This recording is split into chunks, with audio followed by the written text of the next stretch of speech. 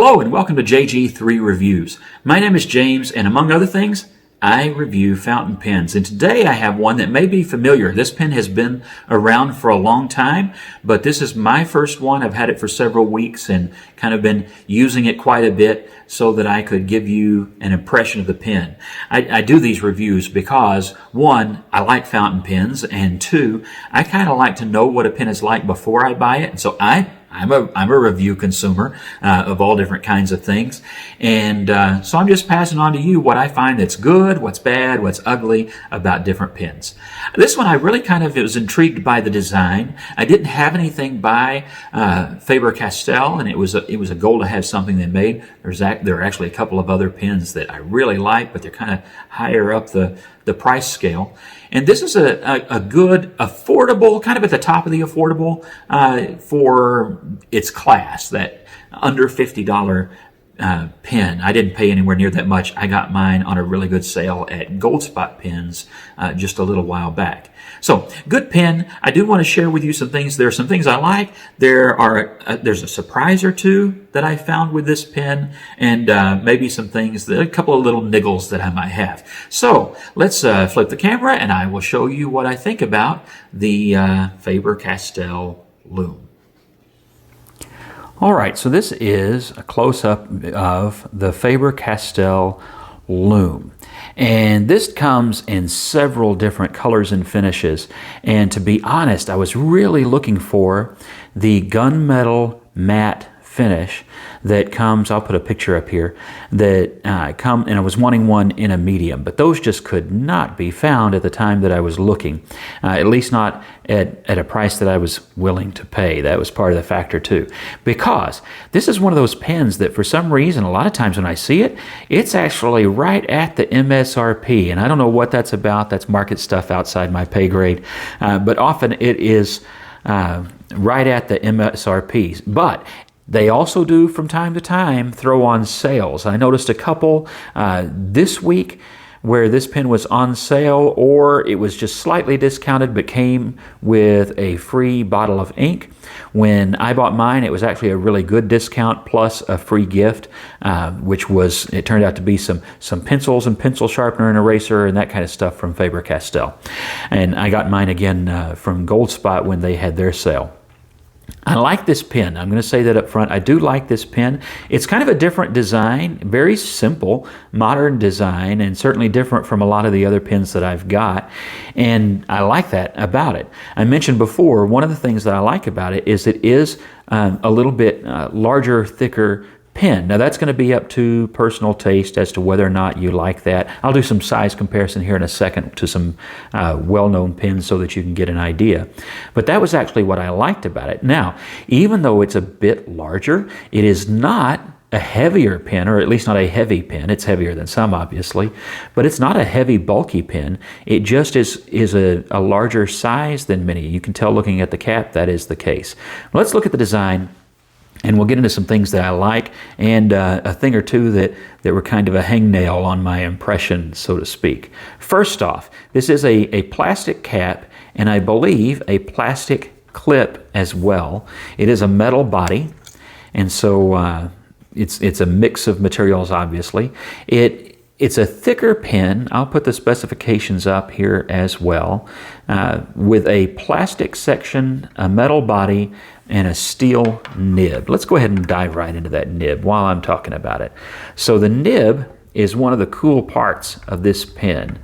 It's kind of a classically shaped steel nib. It writes well. This is a fine. I didn't get that medium I was looking for in the finish that I wanted, but it is a good German fine. And if you're familiar with, I have fines in Kaweco and Lamy and Faber-Castell, and all of them are pretty close to each other in their line width and things like that, although they have different characteristics. This is a good nib. I'll show you here in the writing sample. I think it writes well, but it's also, I like that they just were a little bit creative. You had kind of a dimpled set of chevrons here that run up the nib. You have the Faber-Castell logo stamped into the nib or engraved into the nib, and the fine. And so it's all done well. It's good quality. I like it, and it seems to be done well. Fairly standard plastic feed there, and again a plastic section as well. When you open up the pen, it does not come with a converter. I will spare you the speech, but it doesn't come with a converter. You can get a converter. Instead, it comes with an international short cartridge, and that came with blue ink, which has been fine. It's kind of a light shade of blue. It's not an oversaturated blue at all. I'll show you that here in a second. But you know, there's not a lot to talk about here on the design. It is simple. It's done well. I like it. These ridges help the pen from slipping much in your grip, and that's a good thing. Yeah, so you're going to get a little bit of fingerprint magnet if you buy it in this chrome type finish, the glossy metal finish. That's actually why I was going for the matte, and I just like the gunmetal color. So you might, that may still find its way into my desk eventually. We will see. The cap this is the Piano Black cap, and it is plastic with a large Faber-Castell logo and name cast into that, and since 1761. And that's one thing about Faber-Castell. You are buying into a company and its history, and a long history at that. I mentioned while we're at the cap, there are a couple of things that I were, maybe it's me being picky, whatever, but there were a couple of things about the cap that surprised me. That's the way I'm going to word it. They surprised me. One, I thought this was going to be metal for sure, but this is just metallicized plastic, the clip. So its durability then, to me, is just kind of automatically in question. Now, in truth, it could last longer than I will, but still, it's not going to last as long as, okay, maybe I criticize every now and then the Lamy clip, but I don't doubt that Lamy clip is going to be around for a really long time and is not going to break on me. This one, I have doubts. The other thing is, I was looking the other day, and I don't know if I can get the camera to pick this up or not, but I was looking at this pen the other day, and I noticed just in the reflection something that was contrary to my expectation. Oh, did you see it? Did you see it? Okay, Faber-Castell since 1761, right? 1761 in Germany. If you buy a Lamy, you don't wonder whether or not that pen is made in Germany. When you buy a Kaweco, you don't have to doubt whether or not the pen is made in Germany. But when you buy the Faber-Castell, and I don't want to over bang this drum, but you don't know unless you look whether or not it's made in Germany. I was unaware, and that's my own fault. Oddly enough, I didn't do this research, and I never saw anything about it in a review. But as I was just turning it, looking at it the other day, one of those times where I actually had glasses on, I could see, I saw some. Do you see it? I think with HD, you can actually see made in China. I don't know if that's the clip, the entire pen, or the cap, but my suspicion is that it's more than the clip. I don't know. Maybe somebody can clear that up that has more information in the comments, and maybe that doesn't matter to you. Maybe it doesn't matter at all. Honestly, I like this pen enough. It's not mattering to me, except that I feel like hidden up there under the clip, they knew that some people were going to be unhappy when they found it. That's what I feel like. Otherwise, you would just proudly put it out there.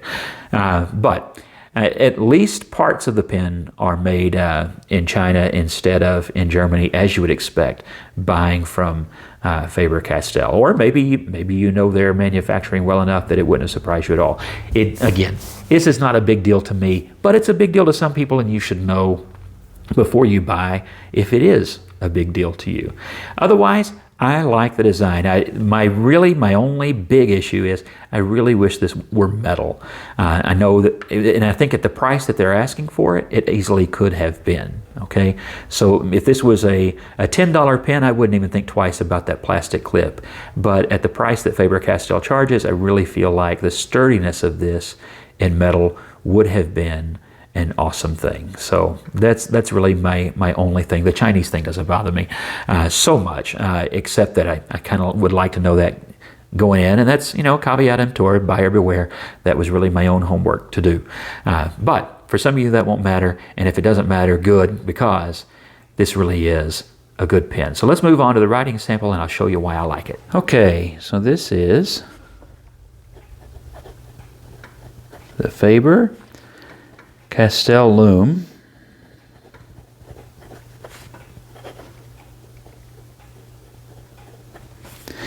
And it does come in a fine nib. And as I mentioned, this really is comparable. If you have, for example, a Lamy Safari in fine, I find that they write very, very similarly in terms of their fine line, the nib characteristics. Very different pens and different nibs, but I find them really close together in their performance. And this is simply a Faber-Castell cartridge. It's just blue. That's what it is. So I mentioned earlier that this is kind of a light blue. I don't know if that's going to show up in the camera or not, but it's just maybe, I don't know, I find it similar again to the Lamy ink, but side by side, maybe a little bit less saturated, certainly less saturated than the Pelican Royal Blue, which is another ink I keep around, kind of similar. That one has more saturation than this. And you can get a converter and use whatever ink that you want.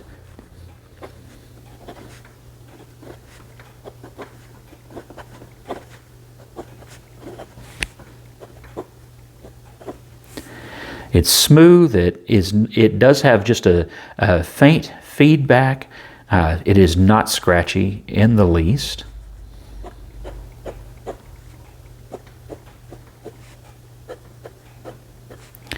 As you can see, it's just a good straight even line. This is not anything where you would have much variation. It's fairly dry. You can tell that's fairly dry because I swiped across, but you can't get anything else out of that. This is a comfortable pen to write with.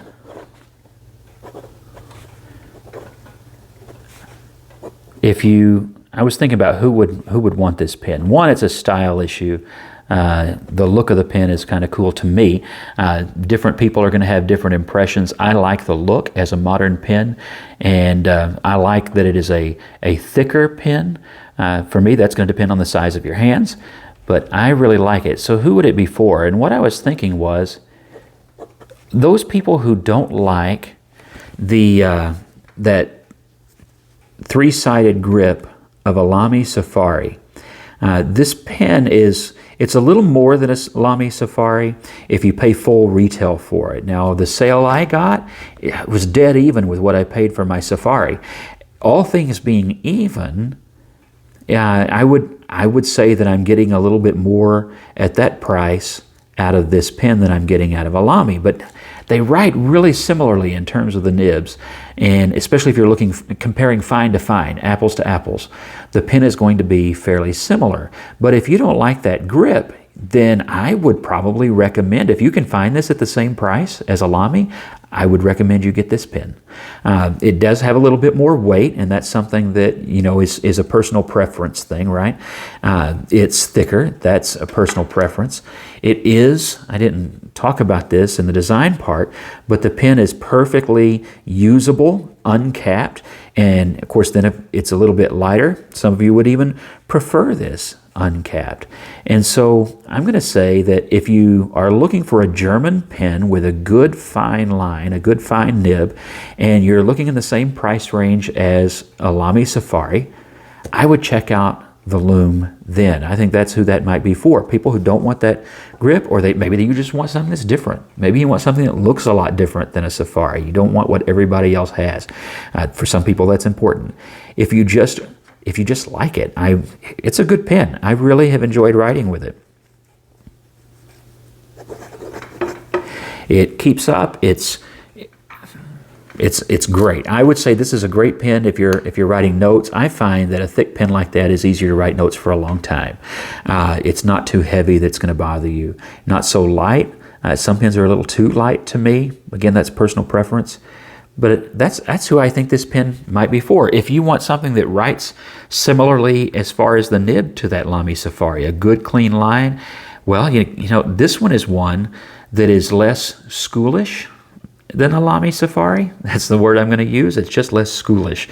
This would look more correct in an office. I think this is, it probably has more places where this is the right pen to put in your pocket than a Lamy Safari. And you're going to get the same kind of performance out of it. And I think it's going to last as long as the Safari. It's a well-made pen, and I really do like it. And like I said, it does post securely. It's good. So there you have that. Let's do a size comparison. That's the Faber-Castell Loom. Some of you may have that. This is an Esterbrook, and some of you have those. Let's see here. I mentioned the Safari, so let's compare that. A little bit shorter than the Safari. The Safari is a long pen. Big around, slightly larger maybe. They may actually be comparable, but I think you'll really see the difference when you get into, that's secure on there, isn't it? Into the grip section. Just completely different approach. And so, and unposted, obviously, then there is quite a size difference. Let me see. I don't think I've compared these posted for myself. Yeah, quite a bit shorter actually. So a little bit handier size. The Lamy sometimes is a little long. I know I never write with it posted, I don't think, because that just seems silly, like I'm carrying a baseball bat. What other pens here do we have handy? The Diplomat Magnum is cheaper, but all plastic. Another German pen, and another good pen. Size gives you there. It's a little bit narrower, the Diplomat is. What else is here? Nothing really much that's in the same class. Let's see here. Got a Jinhao X450 to compare that. Here is the Prefante that just came out, which is an awesome little $10 plastic pen that writes above its class, I guess. I really like that. I find that to be a great daily driver. But the Loom, a nicer pen for certain occasions than that. And that's what I think it does. I think it gives you the functionality of a Lamy, but with more of a, even though it's a very modern pen, kind of a classic go-anywhere look, like an Esterbrook. And so for that, it can be a more versatile pen, so you might get a little bit more bang for your buck out of that. All in all, a great pen. I've really liked it, and I do highly recommend it. God bless you, and have a great week.